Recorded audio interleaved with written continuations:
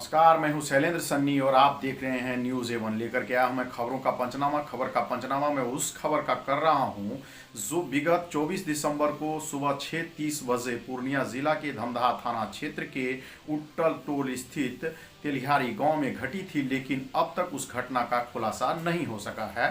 तो उसके जो कारण है, हत्या के कारणों का अब तक पता नहीं चल सका है। तो उस घटना को लेकर के क्रम वाइज क्रम के एक बिंदु पर गौर करेंगे और ये जानने का प्रयास करेंगे कि आखिर इस घटना के पीछे राज क्या है। हालांकि अब तक इस घटना में किसी प्रकार की भी कोई नई उपलब्धि सामने नहीं आई है। तो अलबत्ता मृतक के पिता मंटू शाह द्वारा अपने ही साला देवन शाह पर को अभियुक्त बनाए जाने के बाद मामला जस का तस पड़ा हुआ है। पहले हम सुनते हैं मंटू शाह का वो बयान जो उन्होंने घटना के बाद 2 दिन बाद मीडिया के सामने दिया था। हालांकि उससे पहले पुलिस के सामने उन्होंने जो बयान दिया था वह बयान भी हम आपको सुनाने का प्रयास करेंगे। उसके बाद इस कड़ी में हम वो घटना स्थल भी आपको दिखाएंगे और उसके घर में जहां घटना घटी थी उस तमाम चीज़ों को अपने वीडियो के माध्यम से दूसरे स्क्रीन पर दिखाएंगे। तो इस तरफ से आपको हम ये बताने का प्रयास करेंगे कि घटना घटी कब है और घटना के पीछे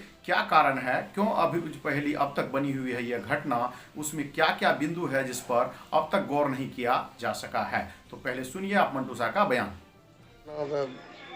बाथरूम से ले लड़का मुँह धुए रहे, हमें के लिए उन्हें गाय निकाल के बाथरूम उन्हें से लिए तो हमें देख लिए हमारे बच्चा गिरल बोलो ओरा से उठा के ला कर लिए तो ये लोग भी मायू और सुतल रहे, छोटका भाई सुतल रहे, सब उठा के तो न लिए न तब जैसे कैसे एक गोली लागल बोलो इतने तो बात। कितना टाइम लगा था गोली उसका?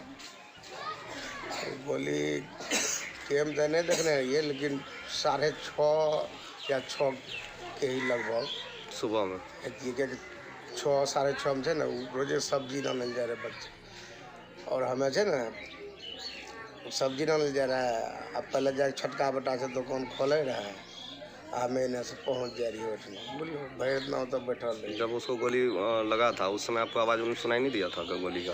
आवाज़ नहीं सुना, खाली है ना ढन ढन के आवाज़ है ना। बाथरूम बंद रहे तब की आवाज़ हम निकल लिए तैयो नहीं जान लिए कि गोली लागल।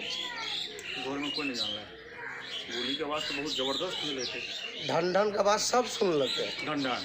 हाँ ठीक है, ये नहीं जान लिए कि हमारा घरे में गोली कोई फट लगा है, हमारे बेटा के मार लगा है, कितने देख लिया नहीं हमें मारे भी लग देख लीजिए। तो जिस समय आप निकल कर गए थे वहाँ पर भागते हुए भी किसी को देखे थे? ना किसी को नहीं देखे थे। केकरो भागते रहे देखे लगी जैसे हमारा आवाज़ अल कि धम धम के आवाज़ है ना अल कि मतलब उन्हें है ना।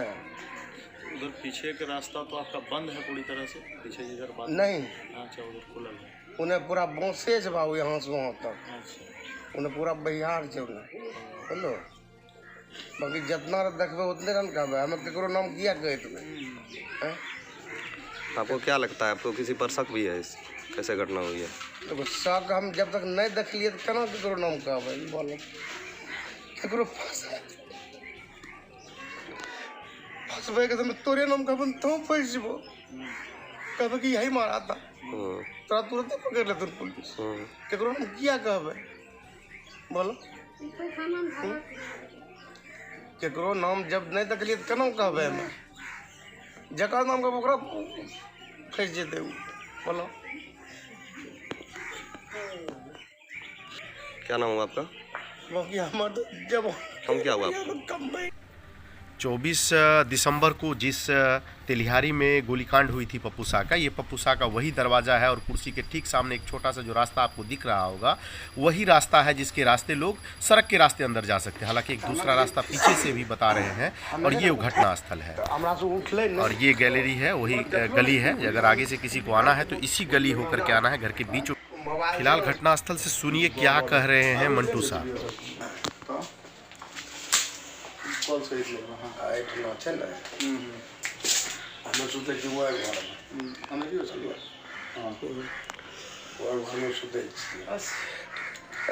सुते 3 दोस्त खटिया लगा 3 गो से सुते गाय एक सुतल लिए बोलो सब इन्हें सुते तो बड़का लड़का रोजे खोक्सी बांध गए रोज सब जो तो उन्होंने ताजा वो इतना नहीं गल लग जाइए देती है कि मुँह कान धो के तब निकालती है। उठले पैखाना गेले तो खोल के डांडी धामे थे ना उठ के गाय निकाल लिए गाय निकाल के अब कुट्टी डाल दिया है अब पैखाना चल गई ठीक है पैखाना चल पैखाना चलो हमरा भर के जो टीना रही ठीक है घर घेरल छ पूरा हाँ टीना रही जो तो बट्टा ले लिए जो कि बाथरूम में रहिए ना ढन ढन के आवाज हम सुन लिए गोली का आवाज तो होगा तो गनगना देगा पकड़ के ना आवाज नहीं बने ठीक बोलो आवाज जैसे नहीं बने उन्हें से लिए हमें बट्टा लगा गोबर उठे दिए यहाँ पर। तो आप कब जाने मतलब वो जब गिर गया तब जाने की बहुत देर के बाद जाने? हम बाथरूम से निकले यही वो जगह है घटना स्थल। और इसके बाद जस्ट पीछे आप देखेंगे, अभी आपको यहाँ से मैं दिखाने जा रहा हूँ, ये वो रास्ता है, वहाँ एक टीन का दरवाज़ा लगा हुआ है, ये घर है और घर के पीछे से एक रास्ता है जो बाड़ी की तरफ जाती है, जैसा कि पहले मैंने आप लोगों को बताया था कि।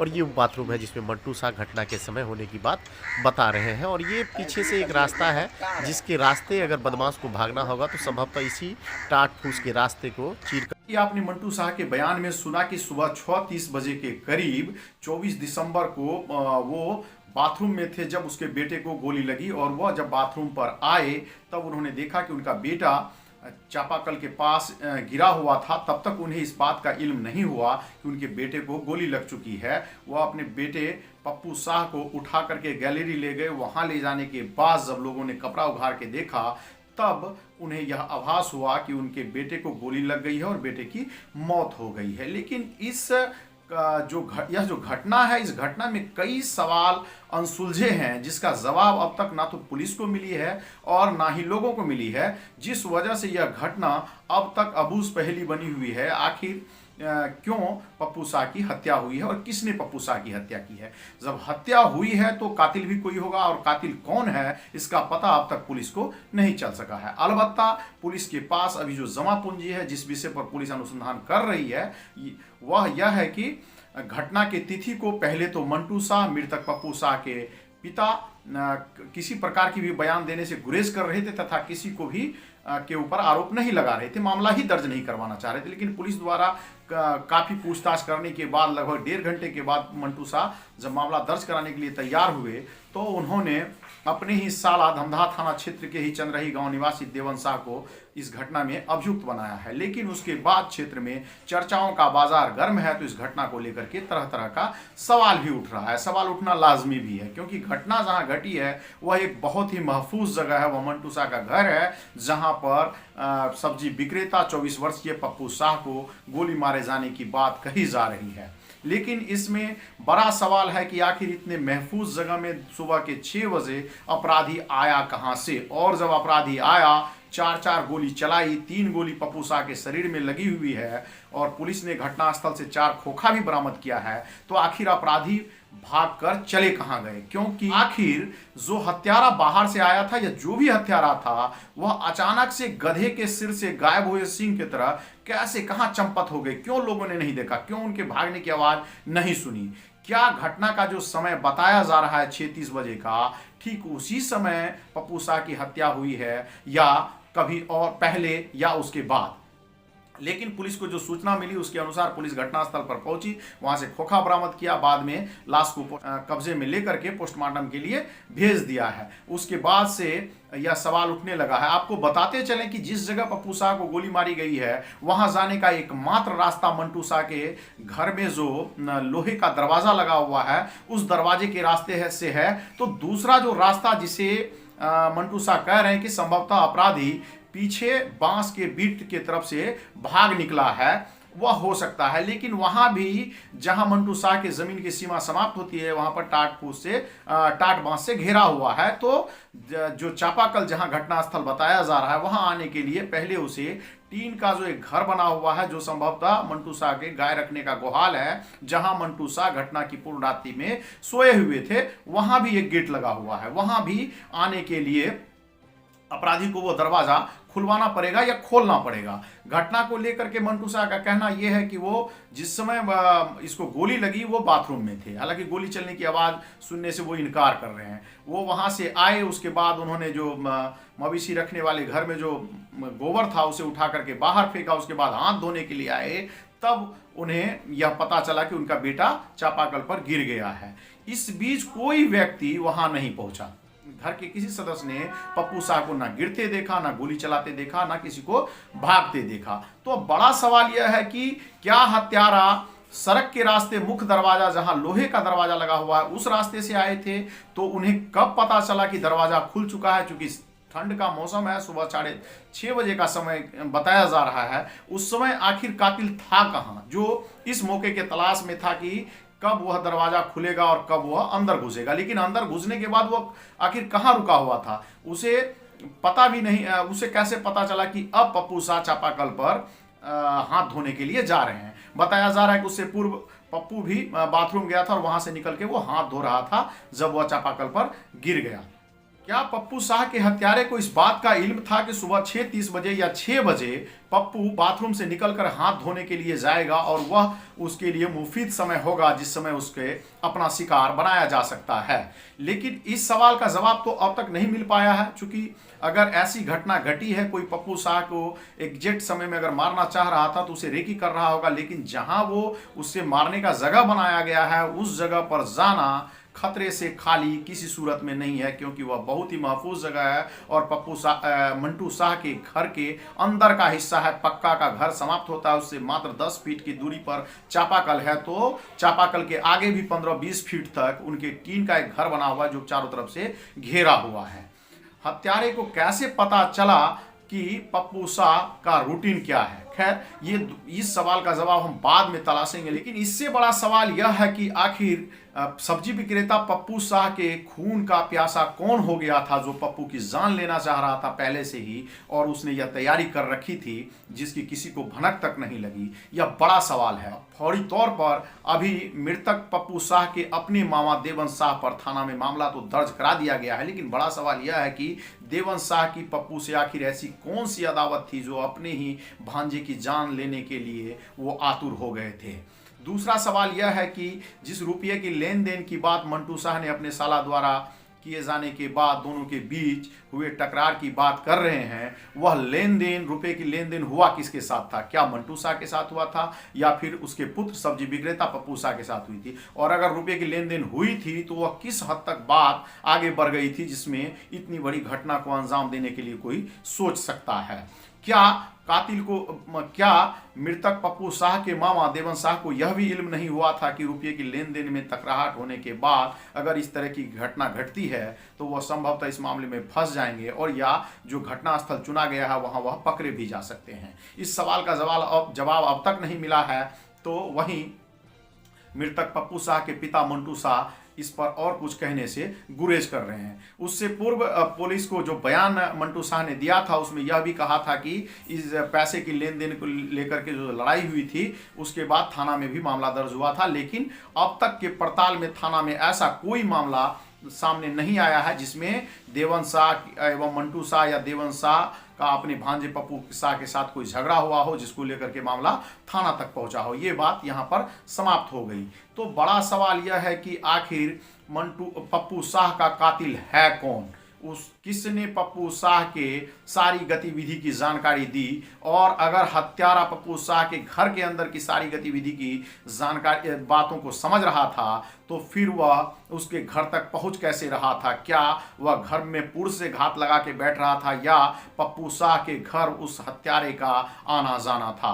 बहरहाल आवाज नहीं सुनने की जो बात सामने आ रही है उससे यह प्रतीत हो रहा है कि हत्यारा संभवतः साइलेंसर लगे हथियार का उपयोग गोली चलाने के दौरान किया है। है जिस कारण किसी ने आवाज नहीं सुनी। लेकिन एक सवाल यह भी है कि क्या पप्पू शाह की मौत 6:30 बजे ही हुई थी जो सूचना पुलिस को दी गई है, या उससे पहले या फिर उसके बाद। हालांकि घटना के कुछ देर के बाद जो सूचना मिली उसके कुछ देर बाद ही पुलिस वहां पहुंच गई, तो 1.5 घंटे तक घटनास्थल पर थी। लेकिन पुलिस के हाथ अब भी खाली हैं, तो पुलिस इस मामले में जल्द खुलासा करने की दावेदारी कर रही है। इन तमाम सवालों का जवाब तो पुलिस भी तलाश रही है, लेकिन सबसे ज़्यादा इस सवाल का जवाब यहाँ के लोग तलाश रहे हैं, जिनको यह लग रहा है कि आखिर इतने महफूज जगह में किसी को गोली मारा जा सकता है तो फिर कौन और कहाँ पर सुरक्षित है। यह बड़ा सवाल बुद्धिजीवियों में चर्चा का विषय है।